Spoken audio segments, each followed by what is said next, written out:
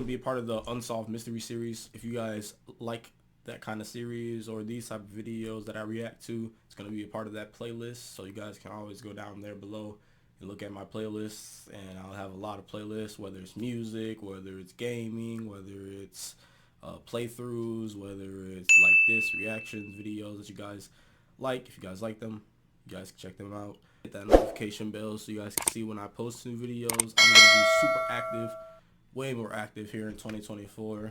Happy New Year's to you guys too. Happy New Year's to all of my people up on the channel, my viewers. Love all you guys. Appreciate all you guys' support. Without further ado, let's get into the video. Some people have been considered so evil that the FBI probably would have been happier to keep them and the details of their crimes away from the public. Here are 15 of those criminals. Osuna. Jamie Osuna, also known as the Man with 1,000 Faces, referring to the tattoos including Joker's smile and a pentagram covering his face, was sentenced to life in prison. He ain't scary looking, but he got some demonic shit about him, for sure. Without the possibility of parole for the 2011 killing of 37-year-old mother of 6, Yvette Pena, in the El Morocco Motel hotel room in Bakersfield, California. That hotel was said to be in a bad neighborhood and known for illicit activities going on inside of it. Pena is said to have fallen on hard times and was living at the hotel. Although he denied it for 6 years, he eventually confessed that he was, in fact, the one who was guilty of murdering her in 2017 in an interview with a female reporter named Olivia Lavois. As the footage was rolling, he said, "I did sadistically, premeditatively, deliberately torture and kill her." When asked why, he said, "Just I seen an opportunity. I didn't know her. I didn't know her. I met her. I was introduced to her. I met her like one time and I came back the next night and I seen an opportunity." He also boasted that he killed Pena the way he did so that he could have lasting memories of the ordeal. On March 28, 2017, Man's just tweaking out. He damn psychopath, I ain't gonna lie. the death penalty for having done so. Osuna openly mocked members. He is a psychopath. Look at this man. Stop fucking playing. This man needs to be shocked or some shit. Hell nah. He probably waving at the people up in the crowd or the stands too. That's the family or some shit. That's some fucked up shit. They probably want to kill that man. That's wrong. They probably did. She didn't even deserve that. It's a fucking killer right here. Of Pena's family at hearings by smiling and waving at them. Look. And Osuna's crime spree did not just stop because he was incarcerated.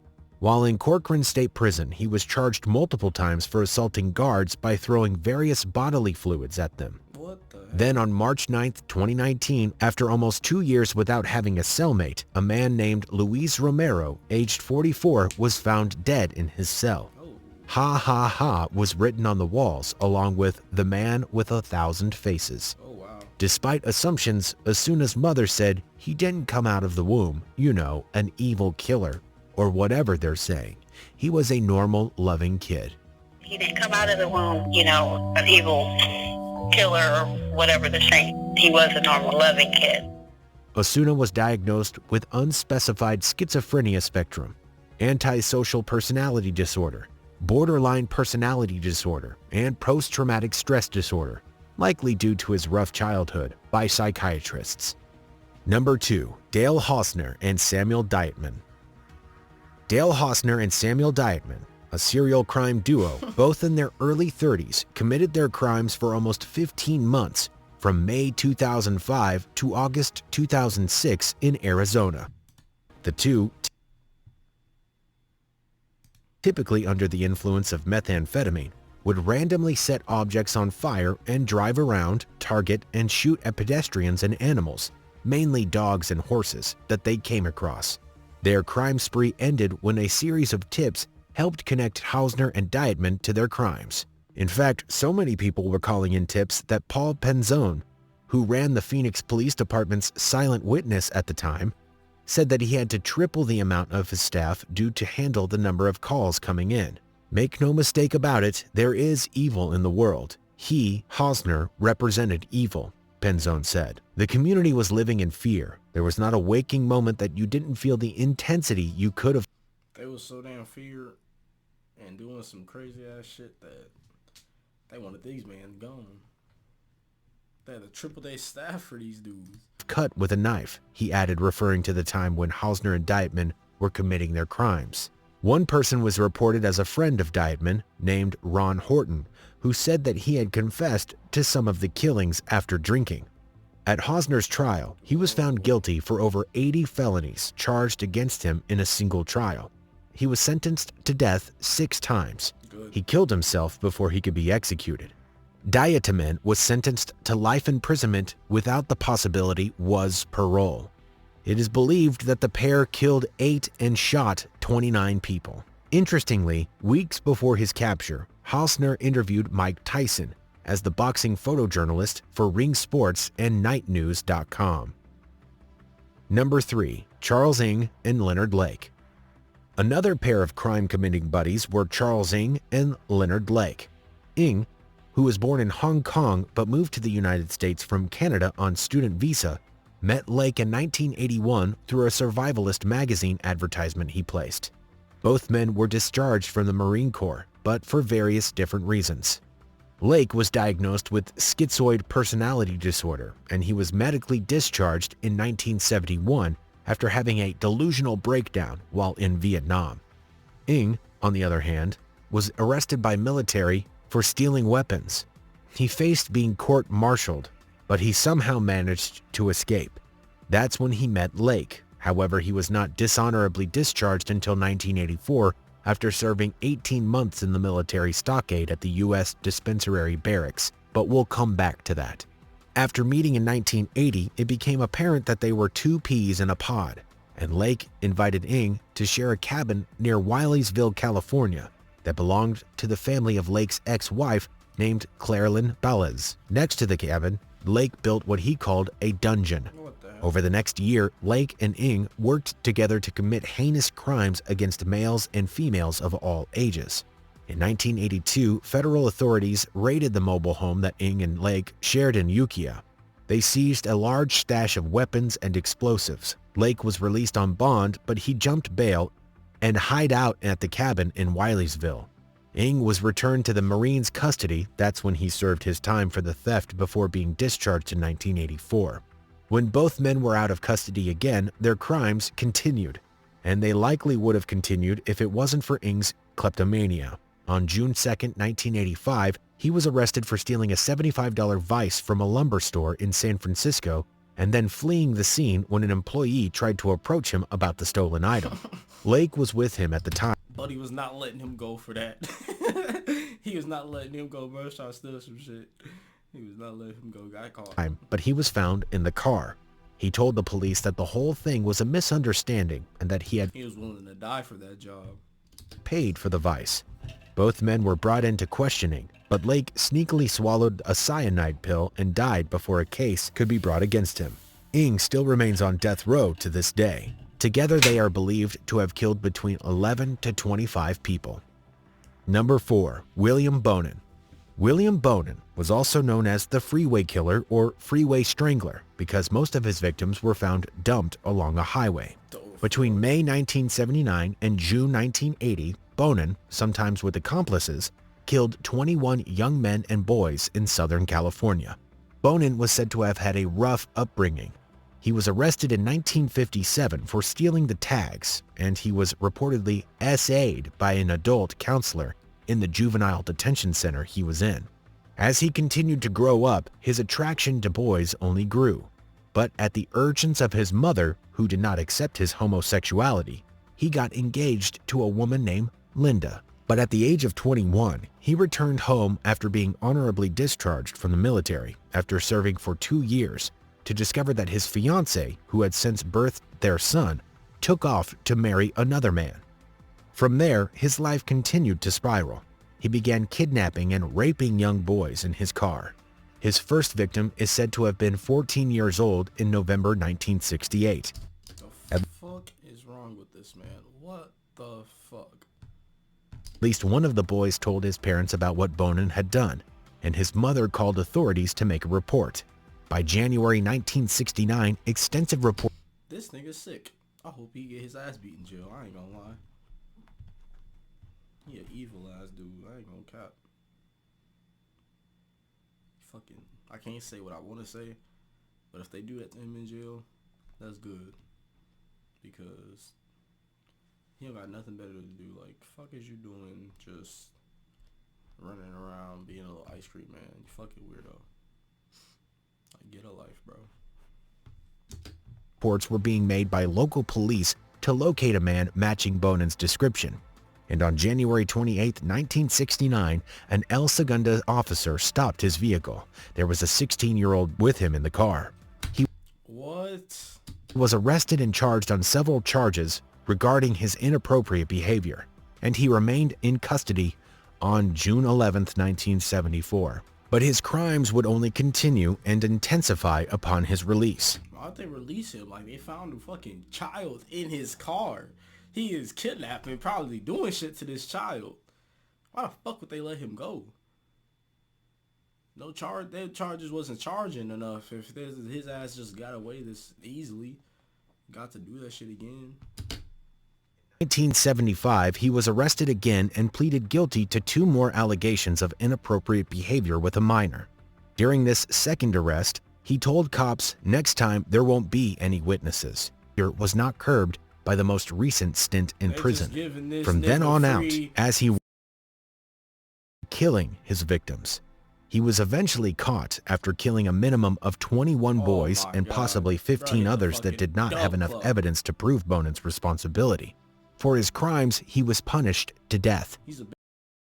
Out via lethal injection on February 23, 1996, when he was 49 years old.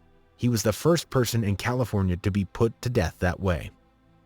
Number 5, Israel Keyes. Like Husner and Diatamin, Israel Keyes would kill at random.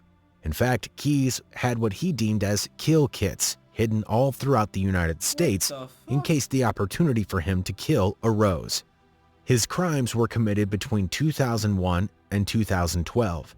He has successfully linked to 3 murders, but the gun kits that he just, not kits, but just the guns he just had, my dream guns. But why he gotta be so damn, why he gotta be a killer though? Like, you can't just have the guns just to have the guns. Bro gotta be a fucking murderer. 3 murderers, 11 suspects, most likely killed. Suspected of committing more than 11 others.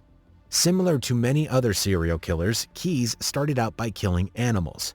When he wasn't being required to do so for providing... I kill animals, and I kill animals only. Let that be known. We kill animals.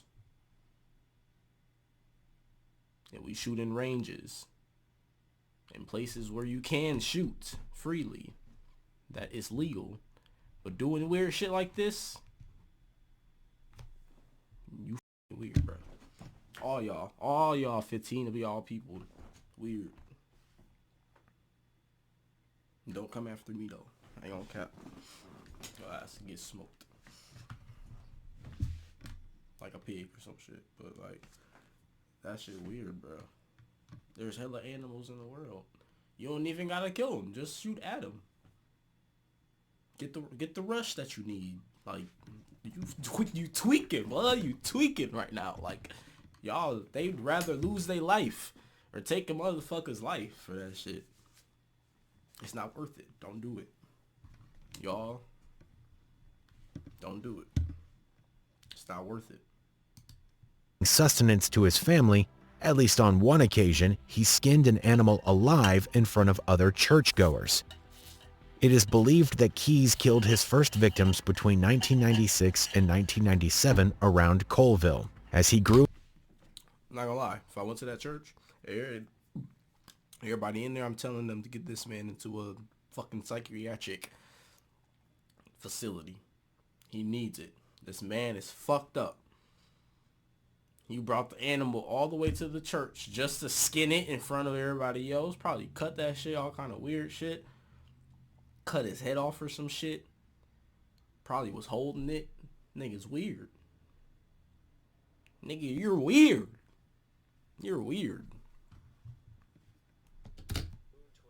He would commit several SAs and enroll in the military when he was honorably discharged after a few years of service. He did not admit to killing during this time in the Army, but he did admit to raping 2 women. After his discharge, he moved to Washington and later Alaska, where he started a construction business. He has also owned property in New York. He admitted to committing 4 murders in Washington, 1 while in New York and 1 in Alaska. In addition, he is the suspect of a series of 2017 crimes committed by the Boca Killer near Boca Raton, Florida. He was caught by authorities after demanding ransom after killing one of his victims, and the police were able to track withdrawals he made from his account as he moved around the country. Keyes was eventually arrested in Texas on March 13, 2012. He was later extradited to Alaska. Before his trial, Keyes told investigators that he wanted to be executed within a year. However, he would ultimately kill himself on December 2, 2012 in his cell. He left behind drawings of 11 skulls, which many believe represented his 11 victims, and a pentagram. His death left many questions unanswered and cases unclosed.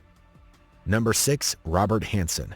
The next serial killer also has ties to Alaska. Robert Hansen, aka the Butcher Baker, had a minimum of 21 victims, many other cold cases that are suspected to be linked to him. Like many others on this list, Hansen was said to have a hard childhood. Namely, he was said to be shy, had bad acne, and stutter. For he suffered growing up, Hansen wanted revenge. He seemed to distance himself from his old life as he grew into adulthood. He would leave his hometown state of Iowa, join the military, and eventually open a bakery in Anchorage, Alaska. Although he appeared to be just a simple, humble baker, Hansen clearly had a darker side that he concealed from members of his community. Throughout the 70s and early 80s, Hansen would prey on sex workers and dancers. He would bring his victims to his cabin and set them loose in the dense Alaskan wilderness. Then, after giving them some time to run and hide, he'd hunt them like they were animals. Fortunately for one of his victims, she was able to get away. She was found running frantically down the street, handcuffed and barefoot. She was picked up and safely returned home. She went to the police and told them that she escaped while Hansen was preparing the plane he was planning to load her into and fly to his cabin. She provided a description of him, mentioned his stutter, and identified his plane. Although Hansen fit what she said perfectly, police were still hesitant to bring him in, as he was considered a beloved member of the community. When approached by the police, Hansen said that he did know her, but she was setting him up because she didn't want to pay the large fee she charged for her services. A friend of his backed this up, and he was released. However, as more women started to disappear, the FBI got involved. Eventually, a profile of the killer was developed, which, of course, Hansen fit to the T. They said he was an avid hunter, had low self-esteem, and a stutter with a history of being rejected by women. After obtaining search warrants, Hansen's home, plane, and car were searched. Of note, they found a map marked with 24 tiny X's, some of which matched the locations where bodies were found. They also discovered jewelry, which were said to be the souvenirs that he kept from the victims. That's crazy. In 1984, Hansen confessed to killing 17 women. He was sentenced to 461 years plus life without the possibility of parole. Good. He died while in custody in 2014. Number 7. Tex Watson. Charles Tex Watson was a central member of the Manson family led by Charles Manson. He, along with 2 female cult members, killed the pregnant actress Sharon Tate and 4 others on August 9, 1969 in Los Angeles. The next night, Watson, this time with 6 other members of the cult, traveled to the Los Feliz neighborhood and killed Leno and Rosemary LaBianca. In October 1969, Watson reportedly knew that the cops were after him, and he fled to Texas, his home state. However, on November 30th, 1969, he was arrested. He was eventually extradited to California, after which he is said to refuse talking and eating. As a result, he lost 55 pounds and began regressing to a catatonic state. He was admitted to a hospital for 90 days but was found competent to stand trial after that. Following his trial in 1971, Watson was convicted of killing 7 people. Tate, her unborn child, the 4 others in her home, and the LaBiancas. He was also convicted of 1 count of conspiracy to murder.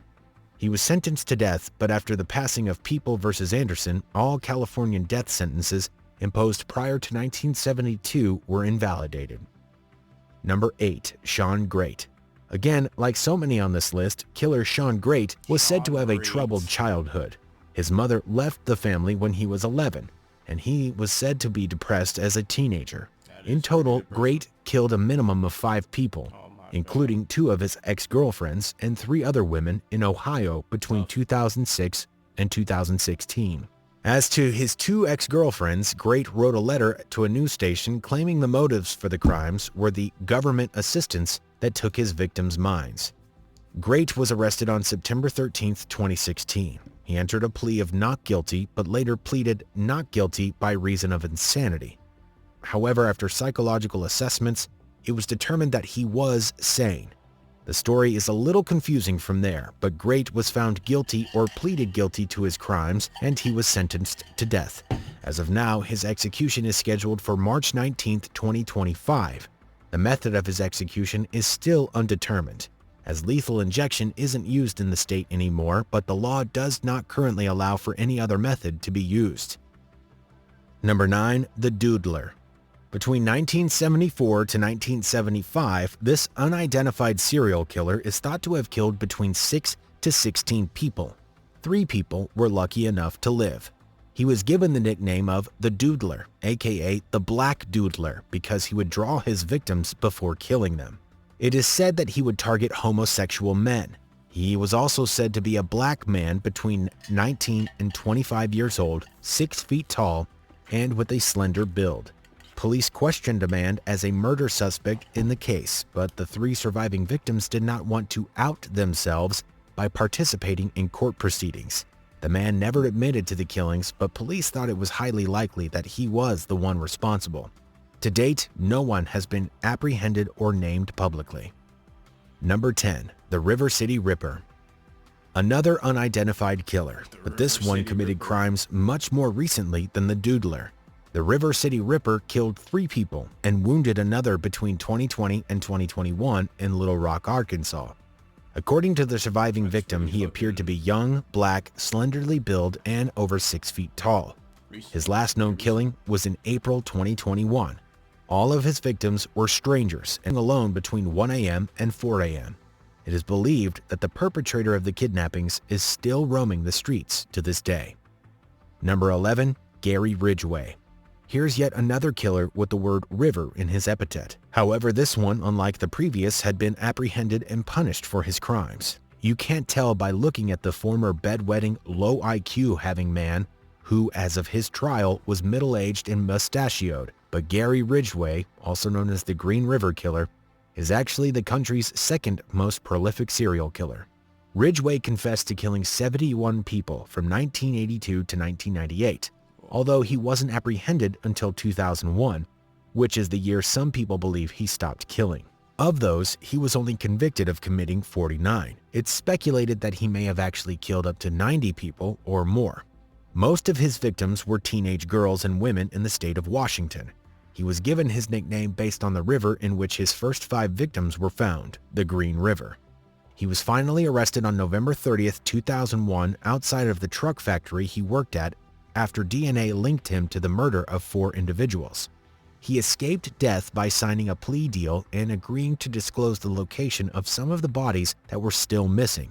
He instead was given a life sentence without the possibility of parole. Ridgway may be remembered most, besides for his crimes of course, for the confession he made to psychologists about his sexual attraction to his mother and his fantasies about killing her. He is currently 73 years old. Number 12. Jeffrey Dahmer. No list of prolific serial killers is complete without the infamous Jeffrey Dahmer. Dahmer plagued the streets of Milwaukee, Wisconsin between 1978 to 1991. During that time, he is said to have killed 17 men and boys. However, he was only convicted of 15 killings out of 16 that occurred in Washington. The treatment he received as a child is hotly contested. Some say that he was neglected, while others say that he was doted on by both parents. But whatever way he was treated, he recalled feeling uneasy with the solidity of his family, as his parents argued a lot. He also became obsessed with animals as a child, a typical trait amongst future killers. Turns out he was right to question the strength of his parents' relationship. They divorced in 1978, coincidentally the same year in which Dahmer committed his first murder. He had just graduated high school 3 weeks before the incident. At the urge of his father, Dahmer joined the army, but his penchant for drinking alcohol deemed him unsuitable for his service. He was discharged in 1981. Dahmer's murder streak resumed during his late 20s and early 30s. Most of his targets were black, but he seemed to also go after men who were indigenous, Asian, or Latino. He initially came in contact with most of his victims in or around gay bars. Throughout that time, Dahmer was known to rent out rooms in hotels or bring men back to his grandma's house. However, after she kicked him out, he rented a one-bedroom apartment. But 2 days after the move-in, he was arrested for having inappropriate relations with a minor. He pleaded guilty to those related charges, but he was released from custody. So the murders continued. By May 14, 1990, Dahmer moved out of his grandma's house and into an apartment again. Within 1 week of moving, he killed his sixth victim. Dahmer was eventually apprehended on July 22, 1991. One of his victims had managed to get away from his apartment and was able to flag a police. Bro's running for his fucking life. Look at this man. Bro's running for his fucking life. He got the fuck up out of here. He was trying to get away though. Dahmer was eventually apprehended on July 20. He said, "Where the fuck is you going?" That's what I was laughing at. But he had him and he said, "Where the fuck is you going, bro?" 2nd, 1991. One of his victims had managed to get away from his apartment and was able to flag a police officer down. Officers accompanied him back to the apartment where they eventually find evidence of the horror Dahmer had inflicted. On July 25, 1991, he was charged with 4 counts of first-degree murder. By August, he was charged with 11 additional killings. Questions about Dahmer's sanity were raised and argued during the proceedings, but it was ultimately decided that he could stand trial. He was sentenced to life imprisonment. However, he could not live out that much time. On November 28, 1994, he was killed by a fellow inmate, Christopher Scarver, in prison. Number 13, the Alphabet Killer, New York. The Alphabet Killer was named as such because all his victims had first and last names that began with the same letter: Carmen Colon, Wanda Walkowitz, and Michelle Mazzina. Aside from the commonality, the 3 victims were all female children between 10 and 11, considered to be on the short side of their age, and were found in Rochester, New York. Their murders took place between November 16, 1971 and November 26, 1973. The only evidence of who the Alphabet Killer might be is a composite drawing of a man seen in one of the victims, Mazzina, prior to her death, that was created and distributed.